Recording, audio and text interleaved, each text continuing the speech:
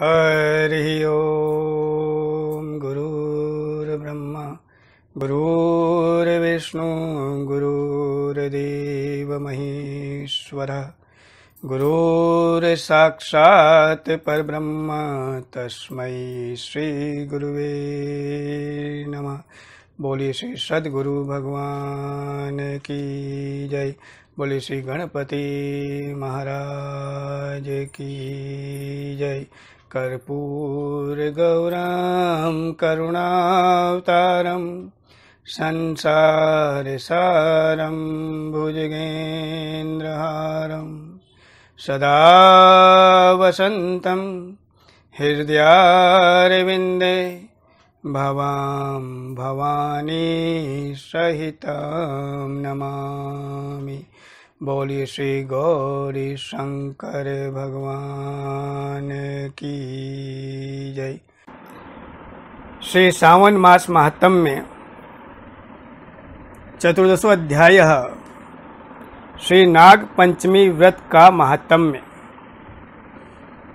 14वें अध्याय में ईश्वर बोले हैं महामुने, हे सनत कुमार जी, अब श्रावण मास के शुक्ल पक्ष में पंचमी तिथि को जो व्रत करणीय है उसे मैं बताऊंगा, आप उसे सुनिए। चतुर्थी को एक बार भोजन करें और पंचमी को नक्त भोजन करें। स्वर्ण, चांदी, काष्ठ अथवा मिट्टी का 5 फणों वाला सुंदर नाग बनाकर पंचमी के दिन उस नाग की भक्ति पूर्वक पूजा करनी चाहिए। द्वार के दोनों ओर गोबर से बड़े बड़े नाग बनाएं और दधि, शुभ, दुर्वांकुरों, कनेर, मालती, चमेली, चंपा के पुष्पों, गंधों, अक्षतों, धूपों तथा मनोहर दीपों से उनकी विधिवत पूजा करें। तत्पश्चात ब्राह्मणों को घृत, मोदक तथा खीर का भोजन कराएं। इसके बाद अनंत, वासुकी, शेष, पद्मनाभ, कंबल, करकोटक, अश्व, 8वां धृतराष्ट्र, शंखपाल, कालिये तथा तक्षक, इन सब नागकुल के अधिपतियों को तथा इनकी माता कद्रु को भी हल्दी और चंदन से भीत पर लिखकर पुष्प आदि से इनकी पूजा करें।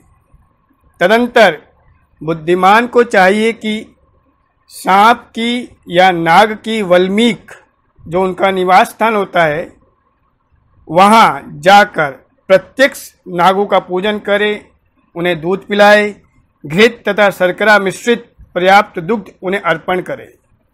उस दिन व्यक्ति लोहे के पात्र में पूरी आदि ना बनाए। नैवेद्य के लिए गो धूम का पायस भक्ति पूर्वक अर्पण करे। भुने हुए चने, धान का लावा तथा जौ सर्पों को अर्पण करना चाहिए और स्वयं भी उन्हें ग्रहण करना चाहिए।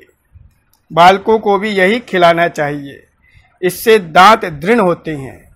वल्मीक के पास श्रृंगार आदि से युक्त स्त्रियों को गायन तथा वादन करना चाहिए और महान उत्सव मनाना चाहिए। इस विधि से व्रत करने पर सर्प से कभी भी भय नहीं होता है। हे विप्र, मैं लोकों के हित की कामना से आपसे कुछ और भी कहूंगा। हे महामुने, आप उसे सुने। हे वत्स, नाग के द्वारा डसा गया मनुष्य मृत्यु प्राप्त करके अधोगति को प्राप्त होता है, इसमें कोई संदेह नहीं है। इसलिए नागों का पूजन आदर पूर्वक करना चाहिए। इस प्रकार 12 मासों में प्रत्येक मास के शुक्ल पक्ष की पंचमी तिथि को इस व्रत का अनुष्ठान करें और व्रत की पूर्णता के लिए 1 वर्ष के पूर्ण होने पर नागों के निमित्त ब्राह्मणों तथा सन्यासियों को भोजन कराएं। किसी प्राण ज्ञाता ब्राह्मण को रत्न जटित सुवर्णमय नाग और सभी उपस्करों से युक्त बछड़े सहित गो प्रदान करें।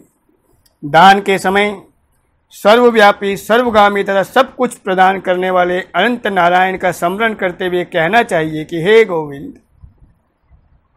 मेरे कुल में जो कोई भी लोग सर्प से दंशित होकर अधोगति को प्राप्त हुए हैं, वे मेरे द्वारा किए गए व्रत तथा दान से मुक्त हो जाएं।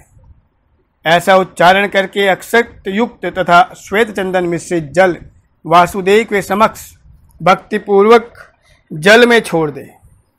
हे मुनिस्तम, इस विधि से व्रत के करने पर व्यक्ति के कुल में जो सभी लोग सर्प के काटने से भविष्य में मृत्यु को प्राप्त होंगे अथवा पूर्व में प्राप्त हो चुके हैं, वे स्वर्ग की गति को प्राप्त करेंगे। साथ ही हे कुलनंदन, इस विधि से व्रत करने वाला अपने सभी वंशजों का उद्धार करके शिवलोक को प्राप्त होता है। जो मनुष्य वित्त साठ्य से रहित होता है वही इस व्रत का संपूर्ण फल प्राप्त करता है। जो लोग शुक्ल पक्ष की पंचमी तिथि को नक्त व्रत करके भक्ति संपन्न होकर पुष्प आदि उपहारों से सौभाग्यशाली नागों का पूजन करते हैं, उनके घरों में मणियों के किरणों से विभूषित अंगों वाले सर्प उन्हें अभय देने वाले होते हैं और उनके ऊपर प्रसन्न रहते हैं। जो ब्राह्मण गृह दान का प्रतिग्रह करते हैं वे भी घोर यातना भोगकर अंत में सर्प योनि प्राप्त करते हैं। हे मुनिस्तम, इसलिए व्यक्ति को इस व्रत को श्रद्धापूर्वक अवश्यमेव करना चाहिए। यदि कोई मनुष्य वित्त साठ्य से रहित होकर नाग पंचमी का व्रत करता है तो उसके कल्याण के लिए सभी नागों के अधिपति शेष नाग तथा वासुकी हाथ जोड़कर प्रभु श्री हरि से तथा सदाशिव से प्रार्थना करते हैं।